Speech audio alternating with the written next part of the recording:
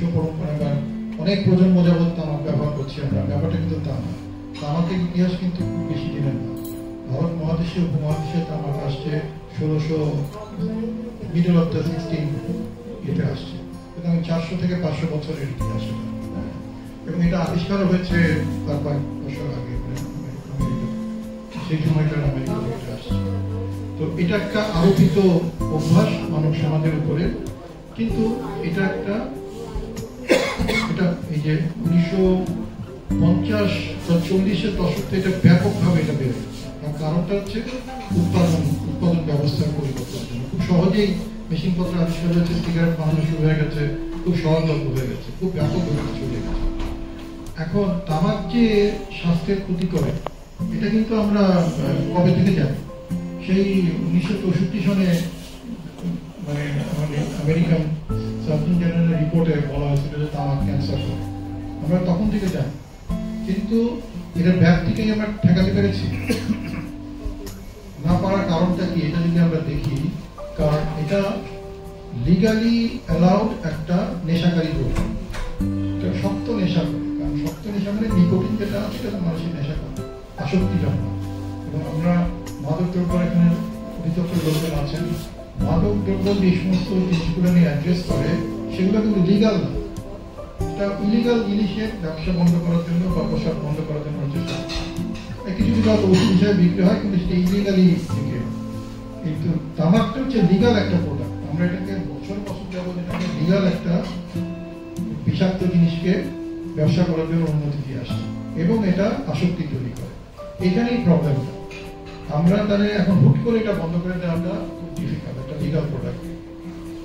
এখন দেখা গেল এতদিন যাবৎ আমরা জানি, কিন্তু তামাকের ব্যাপ্তিটা বেড়েই যাচ্ছে। তার কারণটা থেকে দেখা গেল আমরা যেভাবে মানুষজনকে বলার চেষ্টা করছি, এটাকে মেডিকেল দিকটাকে আমরা তুলে ধরার চেষ্টা করেছিলাম মানুষের কাছে, এটা স্বাস্থ্যের জন্য খারাপ, এটাকে যে অসুখ হবে ইত্যাদি ইত্যাদি, এই কথাগুলো আমরা বলার চেষ্টা করছি 80 দশক পর্যন্ত।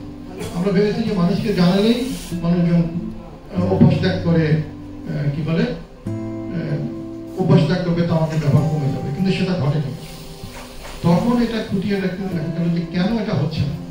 তো দেখা গেল যে আমি যদি 12-13 বছর বা 15-16 বছর ছেলেকে খুব সহজেই একটা তামাক ধরাই দিতে পারি, তাহলে কিন্তু সপ্তাহ 2 যদি সে ব্যবহার করে, তাহলে কিন্তু সারা জীবনের জন্য সে ব্যবহারকারী হয়ে যায়। তো তামাক কোম্পানিগুলো আমাদের আগে থেকে ইনভেস্ট করে এবং তারা টার্গেট করে নতুন খাদ্যের কিভাবে বুক করা যায়। তো এই জন্যই আমরা যতই বলার চেষ্টা করি লোকজনকে স্বাস্থ্যের জন্য খারাপ ইত্যাদি ইত্যাদি, একবার নেশা হয়ে গেলে সেখান থেকে ছুটে আসতে হবে। এই জন্য বলা হলো যে তামাকের নিয়ন্ত্রণের জন্য আমাদের দুটো দিক দেখতে হবে, একটা হচ্ছে ডিমান্ড কমাতে হবে তামাকে, আর একটা হচ্ছে সাপ্লাই কমাতে হবে তামাকে। তো বেশিরভাগ আইনগুলা কিন্তু ডিমান্ড কিভাবে কমানো যায় সেটাকে টার্গেট করে। এখন যেমন আমরা বলেছি যে পাবলিক প্লেসে ধূমপান করা যাবে না, এটা আসলে কিভাবে কাজ করে তামাক নিয়ন্ত্রণ? কারণ আমরা তো ধূমপাইকে বলছি না যে ধূমপান করো না, আমরা শুধু বলছি যে পাবলিক প্লেসে ধূমপান করা যাবে। এখন এইটা যদি আমরা ঠিক মতো এনফোর্স করতে পারি, তাহলে দেখা যাবে যারা ধূমপাই তারা সচেতন হবে এবং তারা ধূমপাই হার কমিয়ে দিবেন, আর যারা নতুন উঠতি বয়সের ছেলে পেলে তারা এটার দিকে অ্যাট্রাক্ট হবে। আর এই ধূমপানটা একটা সোশ্যালি আনএক্সেপ্টেবল বিহেভিয়ার হয়ে যায়। এখন তো তামাকের ব্যবহারটা আমাদের সোশ্যালি অ্যাকসেপ্টেবল বিহেভিয়ার, এটা আনএক্সেপ্টেবল করাটাই হচ্ছে কিভাবে করা যায় সেটাই আমাদের চেষ্টা। আইন এটার একটা ইম্পর্টেন্ট পার্ট। আইন না থাকলে আমরা এই কাজটা করতে পারবো না।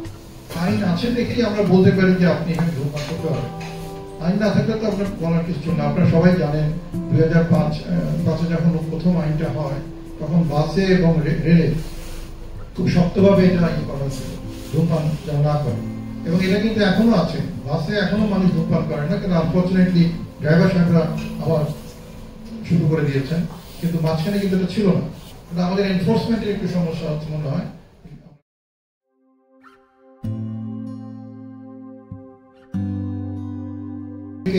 যেন মানুষকে কি বলে আক্রান্ত যেন না হয় পরোক্ষ ধূমপান। সেটার জন্য ওই যে আমরা যেটা বলেছি যে আমাদের বিল্ডিং গুলো, ওয়ার্কিং পাবলিক বিল্ডিং গুলো, স্কুল কলেজ আদালত, এগুলো যেন 100% স্মোক ফ্রি হয়। 100% স্মোক ফ্রি। কতগুলো জায়গায় আবার বলে দেওয়া আছে বর্তমান আইনে যে আপনি আপনার প্রাঙ্গণে কোনো একটা আপনার বিল্ডিং মধ্যে কোনো একটা জায়গায় আপনি ধূমপানের এলাকা রাখতে পারবেন।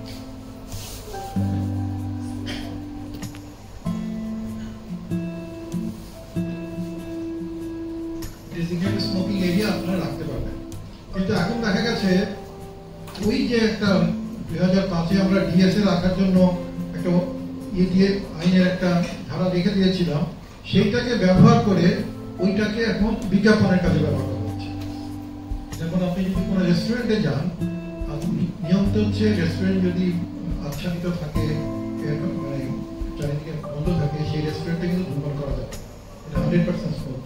কিন্তু দেখা যায় যে ওই ডিএসএ তারা একটা রেখে দিয়েছে।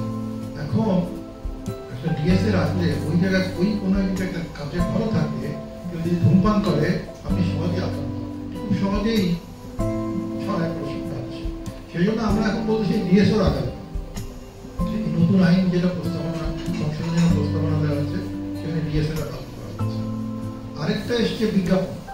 আমরা কিন্তু 2005 সালে যে আইনটা হয়েছিল তখন কিন্তু বিজ্ঞাপন, সরাসরি বিজ্ঞাপন, এবং এটার পরে কিন্তু ব্যাপকভাবে সারা পড়েছিল। এবং আপনি দেখবেন পেপারের বিজ্ঞাপন, নিউজ পেপারের বিজ্ঞাপন আসে না। তখন কিন্তু বিরাট আন্দোলন হয়েছিল। কারা করেছিল জানেন এই আইনটার বিরুদ্ধে? সাংবাদিকরাই করেছিল। মানে সাংবাদিকরা না, সংবাদ শিল্পের মালিকরা। কি জন্য? তাদের বিজ্ঞাপনের মূল সোর্স ছিল সিগারেট। এবং তারা বলেছিল এত বিরাট সোর্স আমরা লস করবো যদি আমাদের বিজ্ঞাপনের না দেওয়া হয়। কিন্তু সেই সময় সরকার শক্ত পদক্ষেপ নিয়েছে, এটা বন্ধ করেছে। ইনডিরেক্ট ওয়েতে বিজ্ঞাপন চলছে। এই যে একটু আগে বললাম আমাদের কলিগ, যেখানে প্রোডাক্ট বিক্রি হয় সেই জায়গায় বিজ্ঞাপনটা কিন্তু আইনে বন্ধ করা হয়। এই যে 10 টাকা একটা সিগারেট, 10 টাকা, একটা সিগারেট 8 টাকা, 5 আগের দামি আছে, এগুলো কিন্তু এক ধরনের বিজ্ঞাপন।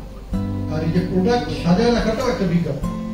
আপনি দেখবেন যে তামাক, যে ছোট ছোট দোকানে যে তামাক বিক্রি করে বা দোকান তামাক বিক্রি করে, তামাকের প্যাকেটগুলো খুব সুন্দর করে সাজায় রাখা হয় এবং এমনভাবে রাখা হয় যেন বাচ্চাদের আয়ের লেভেল। এটা মনে করার কোনো কারণ নাই যে এটা দোকানদার নিজে চিন্তা করে বের করেছে। এটা কোম্পানিগুলো এসে বুঝিয়ে দিয়ে যায় এভাবে করতে হবে। তো এখন আমরা যে উদ্যোগটা নিয়েছি, কারণ আইনের সংশোধনের যে প্রস্তাবটা গিয়েছে স্বাস্থ্য মন্ত্রণালয়ের মাধ্যমে, যে এই পয়েন্ট অফ সেলে অ্যাডভার্টাইজমেন্টটা ব্যান করতে হবে। এটা থাকলেই কিন্তু আমাদের ম্যাজিস্ট্রেট মহোদয়রা গিয়ে এখানে ফাইন করতে পারবেন। তা আইনটা আমরা সহায়তা করবো। কিন্তু এখন কিন্তু পয়েন্ট অফ সেলে যে ব্যান করা যাবে কি বিজ্ঞাপন দেওয়া যাবে কি যাবে না, এটা একটা গ্রে এরিয়া আছে। হ্যাঁ, কারণ তামাক কোম্পানি তো বড় উকিল আছে, ওই উকিলদের ইন্টারপ্রিটেশন হচ্ছে যে বর্তমান আইনের পয়েন্ট অফ সেলে ব্যান করার জন্য ডিরেক্ট কোনো আইনটা না। কিন্তু আমরা মনে করি নতুন আইন করে এটা ব্যান করতে হবে, তাহলে পয়েন্ট অফ সেলে করা যাবে না। তাহলেই ওই যে স্কুল কলেজের সামনে যে এতগুলো দোকান থাকে, এই দোকানগুলো আস্তে আস্তে কমবে। এবং এটা কিন্তু লোকাল লেভেল উদ্যোগ, ডিসি অফিস থেকে উদ্যোগ নিতে পারেন। স্কুল কলেজের সামনে যেন এই ব্যাপক সংখ্যক তামাক ভেন্ডার তামাকের দামের না থাকে, এটা আমরা অনুরোধ করবো। এটা লোকাল লেভেল ইনিশিয়েটিভ নিয়ে এটা হয়, এটা নট নেসেসারি যে উপর থেকে কোনো আসবে। এটা একটা এখন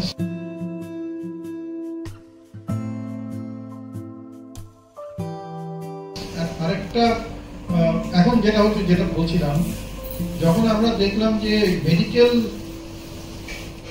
কি বলে স্ট্র্যাটেজি, যেটা যে মানুষকে জানানো স্বাস্থ্য খারাপ হয়ে যাবে এইভাবে এটা কাজ করছে না, তখন গ্লোবালি চিন্তা করা হলো, যেহেতু একটা গ্লোবাল প্রবলেম, একটা গ্লোবাল থাকা দরকার, ইন্টারভেনশন থাকা দরকার। সেই সূত্রেই তৈরি হলো framework convention on tobacco control WH, FCTC। সেটা 2003-এ হয়েছে। সেখানে পরিষ্কারভাবে বলা আছে এক একটা সরকার আসলে কি কি কাজ করবে যদি তামাক নিয়ন্ত্রণ করতে হয়। তো টার্গেট হচ্ছে স্মোক টোবাকো ফ্রি করার, কিন্তু এটা গ্র্যাজুয়ালি করতে হবে, একদিনে বন্ধ করে দেওয়া যাবে। একদিনে বন্ধ করলে কি হবে সেটাই পরে বলছি। তো যাই হোক, FCTC আসার পরে কিন্তু এই আইনগুলো তৈরি হওয়া শুরু হয়েছে। বাংলাদেশে FCTC-র প্রথম স্বাক্ষরকারী। তো এখন বাংলাদেশে আসলে তামাক ব্যবহারের হার পৃথিবীর আমার মধ্যে 3য় অথবা 4র্থ থেকে আছে। এত বেশি 35% লোক তামাক ব্যবহার করে। আর পুরুষদের মধ্যে 40-এর বেশি লোক স্মোকিং করে, মানে প্রতি 2 জনে 1 জন প্রায় স্মোক করে এখনো প্রায়। কিন্তু আসার কথা হচ্ছে এটা কমে আসছে, আমার ব্যবহারের হার কমে আসছে, বোধ পুরুষ এবং মহিলা দুজনের মধ্যে এটা কমে আসছে। কিন্তু টার্গেট যেটা যে 5% কমাতে হবে, 5%-এর নিচে নিয়ে আসতে হবে 2040, এটার টার্গেট ছিল আমাদের, বা এসডিজি টার্গেট যেটা সেটা করতে গেলে আমাদের আরো বেশি স্ট্রংলি তামাক নিয়ন্ত্রণে কাজ করতে হবে, বিশেষ করে আইনের যে ধারাগুলো আছে এটা প্রয়োগ করতে হবে। এবং সেজন্যই আমরা চাই আমাদের ডিসি অফিস থেকে বা ম্যাজিস্ট্রেট কার্যালয় থেকে এই মোবাইল কোর্টগুলো যেন নিয়মিত করা হয়। তো এটা একটা, আর অফিস প্রাঙ্গণগুলো যেন অ্যাটলিস্ট স্মোক ফ্রি থাকে। এই জন্য যে কোনো ধরনের সহায়তা এই ডিসিসি করতে রাজি আছে। আমরাও হার্ট ফাউন্ডেশন থেকে কাজ করি, আমরাও কাজ করতে পারি একসাথে এসে। আরেকটা কথা যেটা বলা হয় যে সচেতনতা বৃদ্ধি, আমরা গ্যাসের কথা বললেন sir, global adult tobacco survey দেখেছি 80%-এর বেশি লোক আসলে জানে তামাক স্বাস্থ্যের ক্ষতি। এই যে দেশে 80%-এর বেশি লোক জানে তামাক স্বাস্থ্যের ক্ষতি, তারা সচেতনতা আমরা কিভাবে বৃদ্ধি করব? হ্যাঁ, কিন্তু এটা ওই যে বললাম যে মেডিকেল ডক্ট্রিনটা কাজ করছে, আইন, মেডিকেল এবং সোশ্যাল মুভমেন্ট সব মিলে কাজ করছে।